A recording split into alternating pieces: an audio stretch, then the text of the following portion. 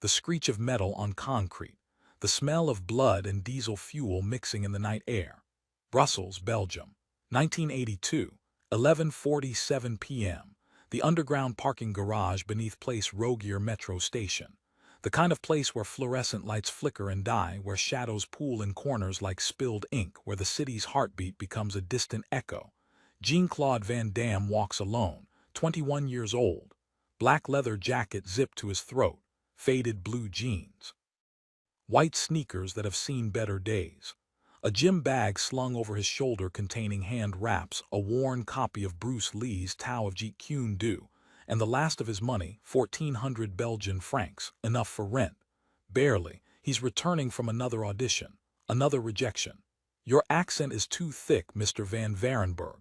Belgian action stars, Americans won't buy it. Try something else. Maybe teaching dance. The words still burn, but Jean-Claude has learned something in his 21 years. Pain is information. Use it or let it use you. His footsteps echo off concrete pillars. The parking garage is a labyrinth, 3 levels deep, poorly lit, the kind of place the city forgot about after they built it. Most people avoid it after dark. Jean-Claude doesn't have that luxury.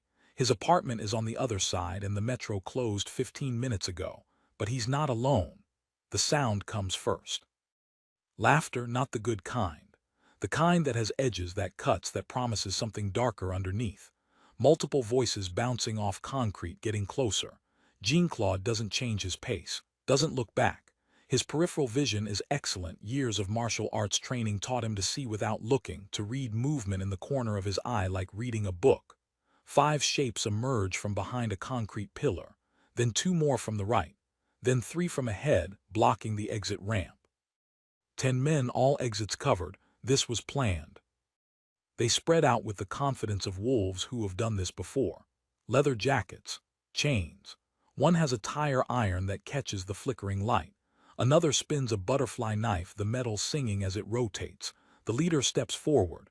Tall, maybe 6'3", 220 pounds of muscle and scar tissue.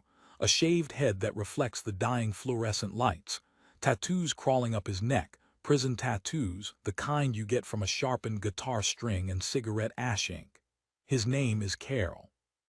Jean-Claude knows this without being told. Everyone in Brussels knows Carol. The man who runs protection rackets from Molenbeek to St. Josse. The man the police can't touch because witnesses develop amnesia. The man who once put 7 people in the hospital because someone looked at his girlfriend. Carol's eyes are empty, not cruel empty. The eyes of a man who stopped counting victims years ago. Van Damme. Carol's voice is gravel mixed with glass.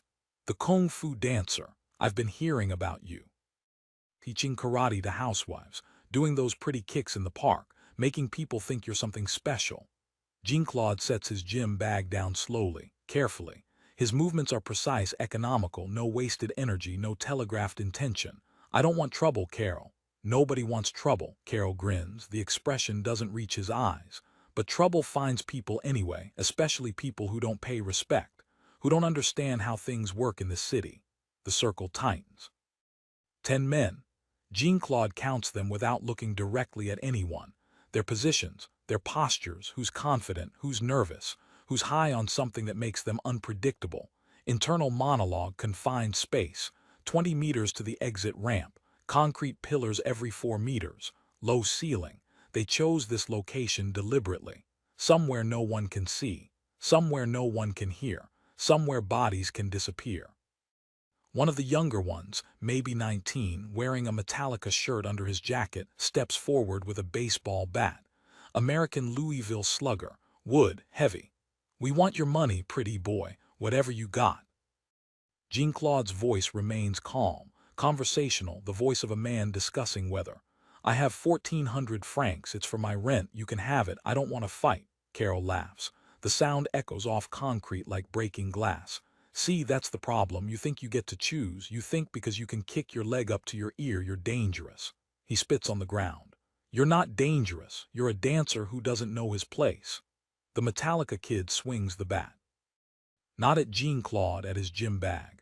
The wood connects with a crack. The bag tears open. The book tumbles out. Bruce Lee's face on the cover stares up at the flickering lights. Bruce Lee. Carol picks up the book, examines it like it's something diseased. Dead at 32, you know why? Because movies aren't real. Because when real violence comes, kung fu doesn't matter. He throws the book aside. It slides across the oil-stained concrete. Last chance dancer money. And then you get on your knees and apologize for wasting my time. Jean-Claude looks at Carol, really looks at him, not at the muscles, not at the scars, at the eyes, at what's missing behind them. You were warned, Jean-Claude says quietly. The lights flicker, off 1 second too. When they return, everything has changed. Jean-Claude is moving, not attacking, flowing. The Metallica kid swings the bat again, horizontal, aimed at Jean-Claude's skull. Enough force to kill. Jean-Claude doesn't retreat. He steps inside the arc. His hand guides the bat past his head, millimeters of clearance, and uses the kid's own momentum to send him stumbling forward into a concrete pillar. Crack. The sound of a nose breaking. The bat clatters to the ground. Lights flicker off again. Sounds in the darkness, a grunt of effort, the rattle of chains, something wet hitting concrete, a scream that cuts off too quickly. Lights return, 2 more are down. One clutches his knee bent at an angle knees shouldn't bend. The other is on his back, hands at his throat, making small choking sounds. No visible injury, just paralyzed breathing. 7 left. Carol's smile is gone, something else replaces it. Something that might be the beginning of fear. Take him, all of you, now. They rush at once. In an open space, numbers mean everything. In a parking garage with concrete pillars and low ceilings and nowhere to retreat, numbers mean nothing. Internal monologue, they think they're pack hunters, but pack hunters know strategy. These are not hunters. These are confused animals attacking shadows, and I am the shadow. A man lunges with a chain.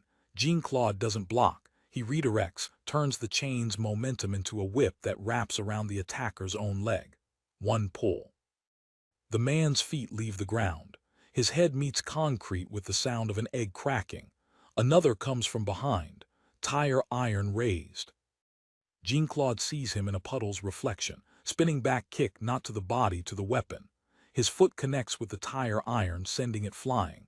It embeds itself in a car windshield 20 feet away. The man stares at his empty hands, doesn't understand what happened. Jean-Claude's ridge hand strikes his solar plexus. The man's diaphragm spasms, all air exits. He drops to his knees, gasping like a fish on dry land. The lights die again. Longer this time. 10 seconds of darkness. 10 seconds of chaos. Impacts, breaking sounds, someone praying in French, someone crying for his mother. Lights flicker back on. Jean-Claude stands in the center. His breathing hasn't changed. His leather jacket isn't even wrinkled. There's not a drop of blood on him. Around him, wreckage. Bodies draped over car hoods. Limbs twisted in positions that suggest medical intervention will be needed. The baseball bat lies broken in 3 pieces. The butterfly knife is embedded in a concrete pillar, still quivering. Carol stands alone, the only one still standing. His confidence is gone. His emptiness is gone. What remains looks like the beginning of understanding.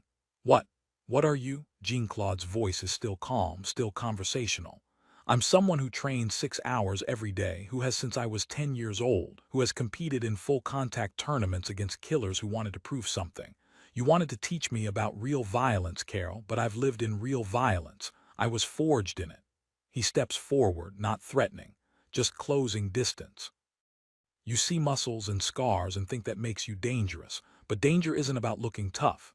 It's about thousands of hours of repetition, about understanding leverage and timing and how the human body breaks.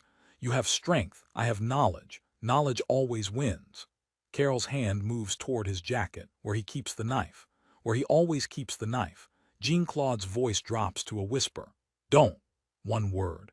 But the way he says it, the absolute certainty in it, makes Carol's hand freeze. You have 2 choices, Jean-Claude continues. Choice 1. You reach for that knife. I put you in the hospital with your friends. Maybe worse. Maybe I'm tired of being careful. Maybe I let you see what a spinning hook kick does to a human skull when there's no referee to stop it. Carol's hand trembles. Choice 2. You walk away. You tell everyone what happened here. You tell them Jean-Claude Van Damme isn't someone to test. You tell them the kung fu dancer is something else entirely. And you never ever approach me again. Silence, complete, total. The only sound is water dripping somewhere. the hum of dying fluorescent lights, the ragged breathing of broken men. Carol looks at his crew, 9 men who walked in confident, 9 men who can't walk at all now. He looks back at Jean-Claude, at the young man in the leather jacket who never raised his voice, who moved like water through stone, who dismantled 10 armed men like they were children playing at violence. Carol backs away, 1 step, 2. Then he turns and runs, not walking, running. The sound of his footsteps echoing off concrete, getting smaller, disappearing into the labyrinth.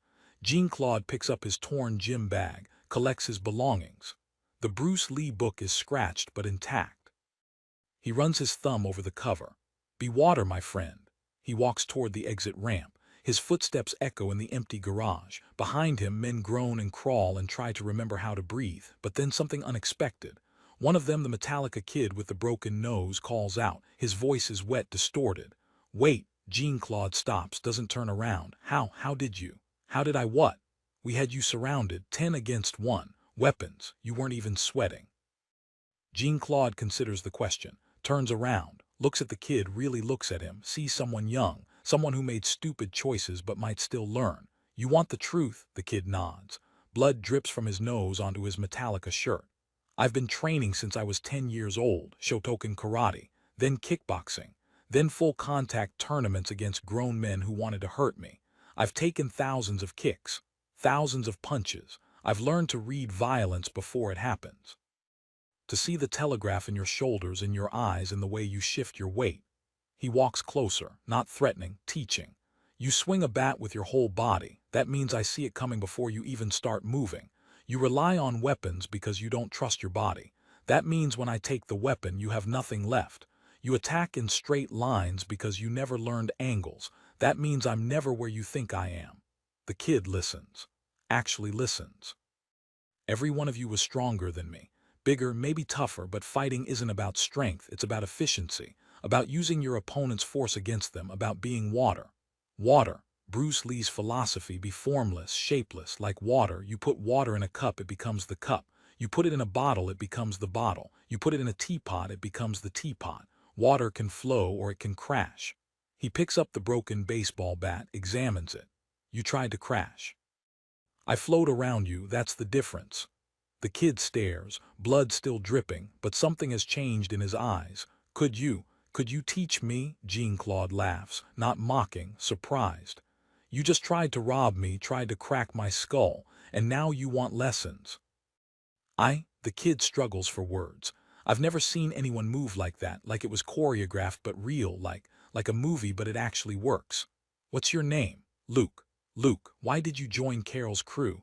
"Money, respect, I don't know, my father left. My mother works 2 jobs, I wanted to feel powerful." Jean-Claude nods, understands more than he wants to. "I grew up in Berkham St. Agathe. My father wanted me to be accountant.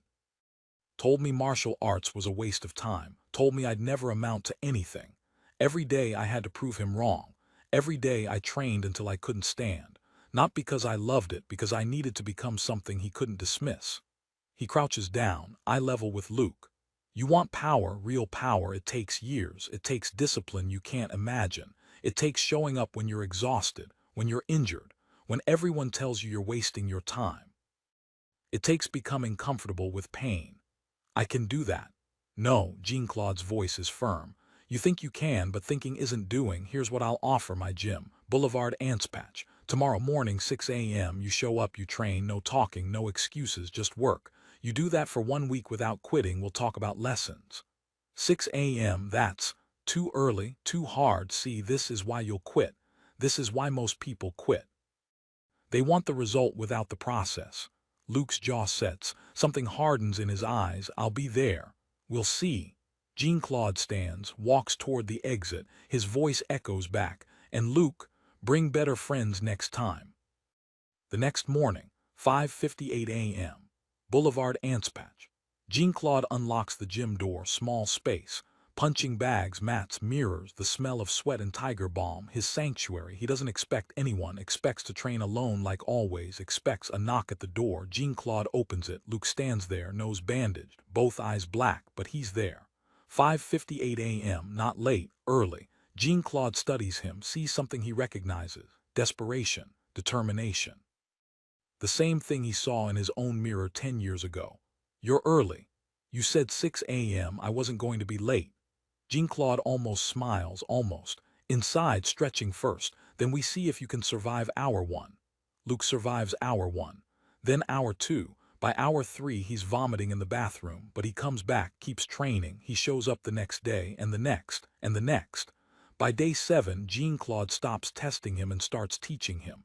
5 years later. 1987.